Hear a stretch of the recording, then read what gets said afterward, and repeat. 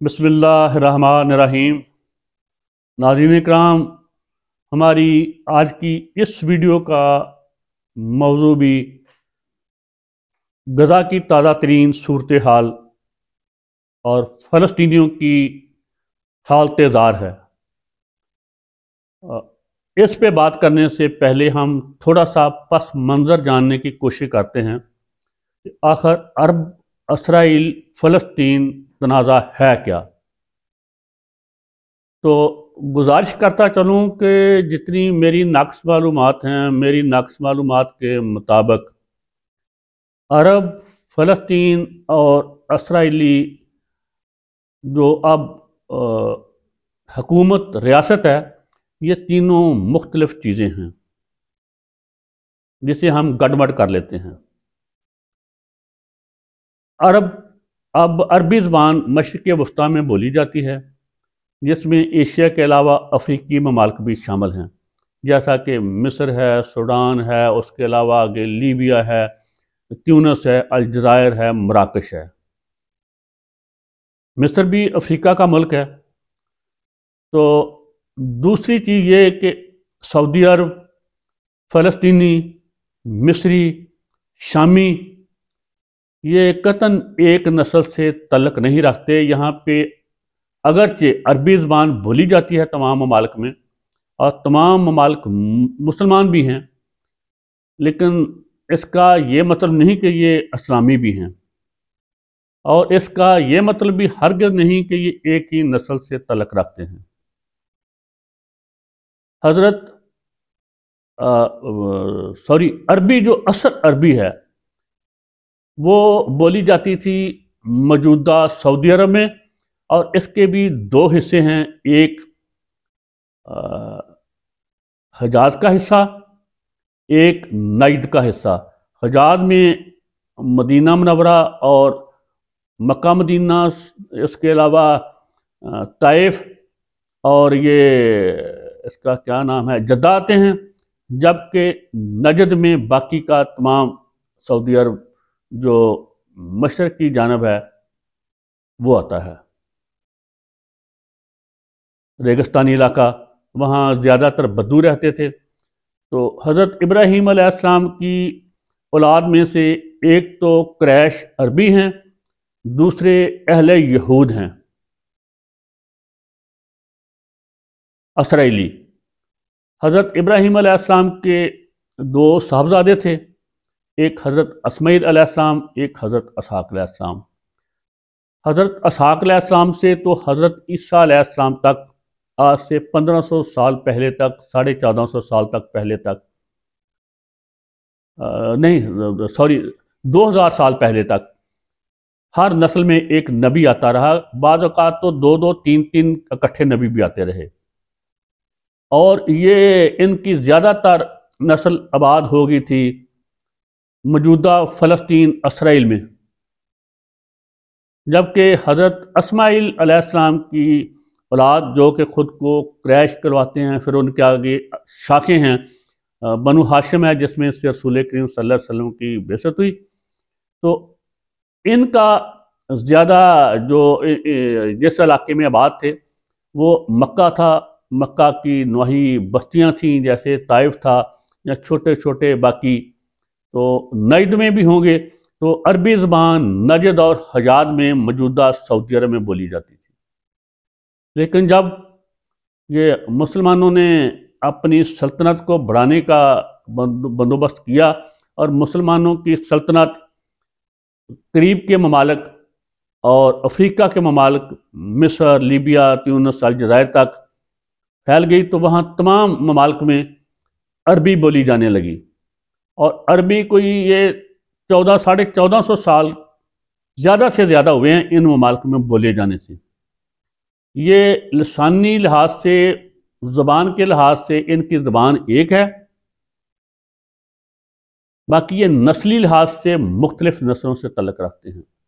जैसा कि ज़्यादातर मक्का में अहले कुरैश थे और बाकी भी कबीलों के लोग थे, और अरबी यहाँ ही बोली जाती थी। ये कहने का मकसद, अरबी का असल माखज़ सऊदी अरब है, और सऊदी अरब में भी जब ये हाल था अरबी का कि जब कुरान पाक नाज़िल हुआ तो रसूल करीम सल्लल्लाहु अलैहि वसल्लम ने हज़रत जबरील अलैहिस्सलाम से फरमाया था कि खुदा पाक से कहना कि हमें कम अज़ कम कुरान पाक को 12 लहजों में पढ़ने की इजाज़त दी जाए, यानी कि 12 मुख्तलिफ किस्म की अरबी बोली जाती थी। अब आते हैं हम इसराइलियों पे। जो मिस्री हैं वो तो फ़िरौन की औलाद से हैं, नस्ल से हैं, वो सब फ़िरौनी हैं। उनकी कौम फ़िरौन है। कप्ती या कतबी उनकी ज़बान थी जो अब मदूम हो चुकी है। इसराइल की अब भी हज़ारों यहूदियों की अब भी हज़ारों साल पुरानी ज़बान है मजहबी, वो है अबरानी। जबकि मुसलमानों की मशरिक़ वस्ता वालों की अब सरकारी या अवामी ज़बान वो अरबी है। तो अहले यहूद या बनी इसराइल ये हज़रत इब्राहीम अलैहिस्सलाम के साहबजादे हज़रत इसहाक अलैहिस्सलाम जो नबी थे और उनके बेटे हज़रत यकूब अलैहिस्सलाम, जिन्हें बनी इसराइल या अब्दुल्ला भी कहा जाता है, ये उनकी नस्ल से हैं। जबकि फ़लस्तीनी आप बेशक सारे अरबी बोलते हैं, लेकिन उनकी ज़बान अरबी नहीं थी हमेशा से, और वो नस्लन भी अरबी, ना वो क्रैशी हैं ना वो फ़िरौनी हैं। उनकी अलहदा से नस्ल है जो हज़रत इब्राहीम अलैहिस्सलाम के हिजरत करके इराक़ से जाने से पहले वहाँ पे आबाद थे। उनकी बादशाहतें थीं, उनकी इमारतें थीं, वही उनके हुक्मरान थे। फ़लस्तीन में मौजूदा इसराइल जिसे कहते हैं, ये फ़लस्तीन है, अर्ज़ मुक़द्दस। अर्ज़ मुक़द्दस फ़लस्तीन, लबनान, शाम और उर्दन पे कायम है। तो यहाँ मुख्तलिफ नस्लों के लोग आबाद थे। अब चलते हैं कि इनका, यहूदियों का और फ़लस्तीनियों का मामला क्या है। मुसलमानों का नहीं, फ़लस्तीनियों का खुसूसन। तो जब हज़रत इब्राहीम अलैहिस्सलाम बाबल नैनवा से हिजरत करके इराक़ से अर्ज़ मुक़द्दस में गए तो वो फ़लस्तीन मौजूदा में ही गए थे। वहीं उनकी कब्र मुबारक है। फिर हज़रत इसहाक अलैहिस्सलाम भी वहीं रहे। उसके बाद हज़रत यकूब अलैहिस्सलाम वापस अपने ननहाल इराक़ आ गए। यहाँ उनकी अपनी 2 मामूज़ात बेटियों से शादी हुई, जिसमें से उनके 12 बेटे और 1 बेटी थी। बेटी का नाम दीना था। तो जब ये यहाँ से फिर अपनी दोनों बेगमों के साथ और बच्चों के साथ वापस फ़लस्तीन गए तो वहाँ की जो मकामी हुक्मरान था, उनको मेरा ख्याल वो शकम नस्ल थी उनकी। तो हज़रत यकूब अलैहिस्सलाम की बेटी दीना की वजह से, उसके रिश्ता की वजह से उनमें तनाज़ा पैदा हुआ। तो उस तनाज़े में बहुत से शकम वाले मारे गए हज़रत यकूब अलैहिस्सलाम के बेटों के हाथों। ये थी इनमें दुश्मनी की इब्तदा। उसके बाद जब हज़रत यूसुफ अलैहिस्सलाम मिस्र के बादशाह बन गए तो तमाम बनी इसराइल मिस्र में शिफ्ट हो गए। जब ये मिस्र में शिफ्ट हो गए तो वहाँ इनकी असल जो नस्ल बड़ी है बनी इसराइल की, हज़रत यकूब अलैहिस्सलाम की। तो वहाँ से जब ये फ़िरौन के वक्त में वहाँ से आए निजात हासिल करके, फिर सहराए सीना की तरफ हज़रत मूसा अलैहिस्सलाम की क़यादत में, तो फिर इनका दोबारा से उन्हीं जो फ़लस्तीन में लोग आबाद थे, जो वहाँ के असली बशिंदे थे, उनसे इनका झगड़ा शुरू हुआ शहरों पे कब्ज़ा करने से। और वहाँ से हज़रत मूसा अलैहिस्सलाम से चलते चलते ये हज़रत तालूत तक बात पहुँची, हज़रत दाऊद अलैहिस्सलाम तक बात पहुँची। तब फ़लस्तीन का हुक्मरान जालूत था जो इन्हें अपने शहरों में दाखिल नहीं होने दे रहा था। तो उनके साथ जंग हुई। वो बहुत जरी बहादुर था जालूत। तो तालूत ने ऐलान किया जो इसे कत्ल करेगा वो उसे मैं अपनी बेटी का रिश्ता दूंगा और आधी बादशाह दूंगा। तो हज़रत दाऊद अलैहिस्सलाम जो इस जंग में शामिल थे, वो नबी भी थे। उन्होंने जिस तरह वो गोपिया होता है, मंजनीक होती है, दो रस्सियों में एक वो छोटा सा टुकड़ा कपड़े का या चमड़े का, उसमें पत्थर डाल के उसको ऐसे करके घुमा के मारते हैं, तब की वो बंदूक थी।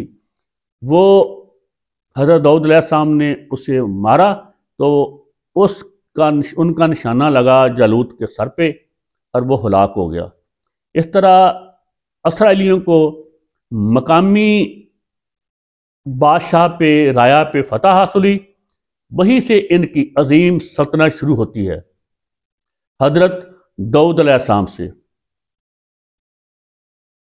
तो मैं अर्ज करता चलूँ कि हज़रत दाऊद अलैहिस्सलाम हों, हज़रत सुलेमान अलैहिस्सलाम हों, या कोई भी वो नबी जिनका मैं नाम नहीं जानता, वो मुझे इतने ही मुहतरम हैं, मेरे लिए मुक़द्दस हैं, मेरे लिए काबिल एहतराम हैं, काबिल तज़ीम हैं, जितने कि हज़रत मोहम्मद सल्लल्लाहु अलैहि वसल्लम। और मुझे तौरात, ज़बूर, अंजील उतनी ही मुक़द्दस हैं जितना मेरा कुरान पाक। वो भी मेरी किताबें हैं, मेरी किताबें हैं सभी।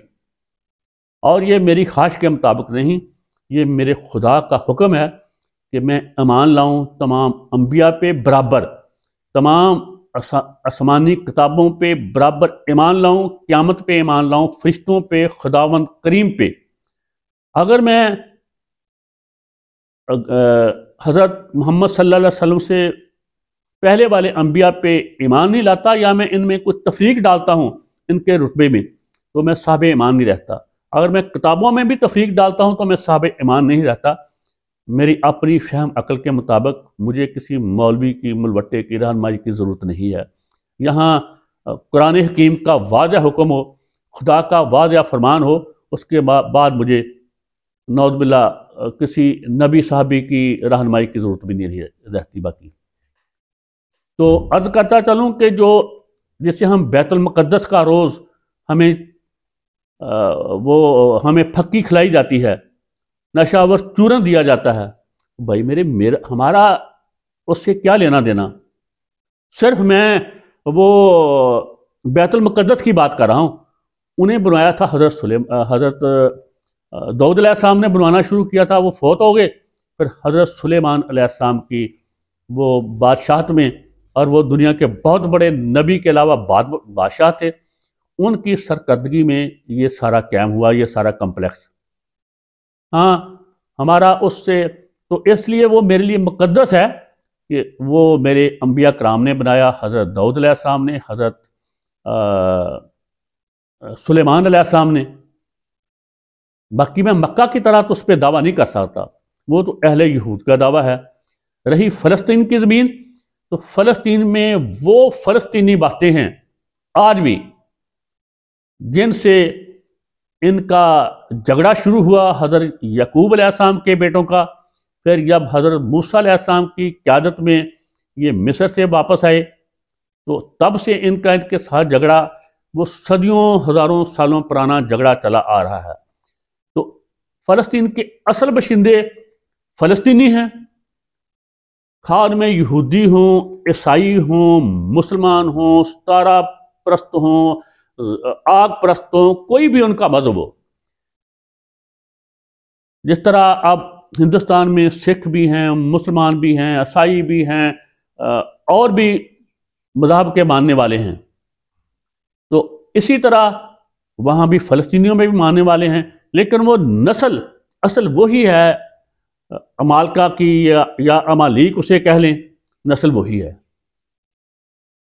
तो ये तब से इनका झगड़ा चला आ रहा है। अब ताज़ा तरीन जो जंग की वजह है, वो एक तो इसराइल का नाजायज़ गासबाना कब्ज़ा है, और उसके जुल्मों पर बरीयत की इंतहा है जो उसने असल बशिंदों पे की हुई है।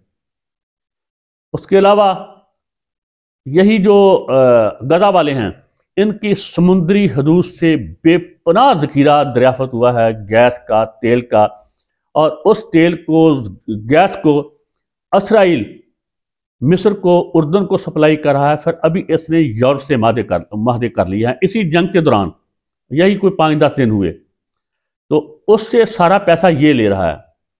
तो जंग है ज़मीन पे कब्ज़े की, वसाइल पे कब्ज़े की, और नाजायज़ कब्ज़े की जितनी भी अब इसराइली रियासत है, ये तमाम तार बैरूनी यूरोप से, मशरकी यूरोप से, मगरबी यूरोप से, अमेरिका से आने वाले यहूदियों पे मुश्तमिल है। यहाँ के जो असली यहूदी बशिंदे थे, उनके साथ भी ये इसराइली वैसे ही सलूक करते हैं, ईसाइयों के साथ भी जैसा मुसलमानों के साथ करते हैं। वो सब फ़लस्तीनी हैं। तो अब सूरत हाल आपको गुजारिश कर दूँ ताज़ा तरीन कि अल शिफा हॉस्पिटल का मुहासरा किया हुआ है। वहाँ इन्होंने खोदने की कोशिश की, नर्म जगह महसूस हुई कि यहाँ सुरंग है नीचे, जैसा कि ये कहते हैं कि फ़लस्तीन ने सुरंगें बना रखी हैं। तो वहाँ इज्तिमाई कब्र, वो रोते रहे डॉक्टर और बाकी की औरतें भी चीखते रहे कि यह इसे ना खोदो।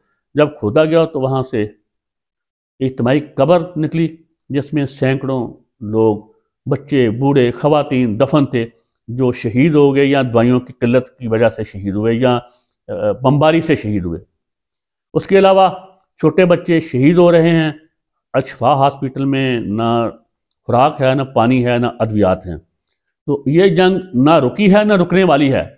इंशाअल्लाह इसराइल गासब, काजब, अकाबस, दहशतगर्द के नेस्तो नबूद होने तक, नेतन्याहू, उसकी हुकूमत और रियासत नेस्तो नबूद होने और फ़लस्तीनियों के आज़ादी हासिल करने तक ये जंग बंद नहीं होगी। इंशाअल्लाह अल्लाह फ़लस्तीनियों को कामयाब कामरान करेगा।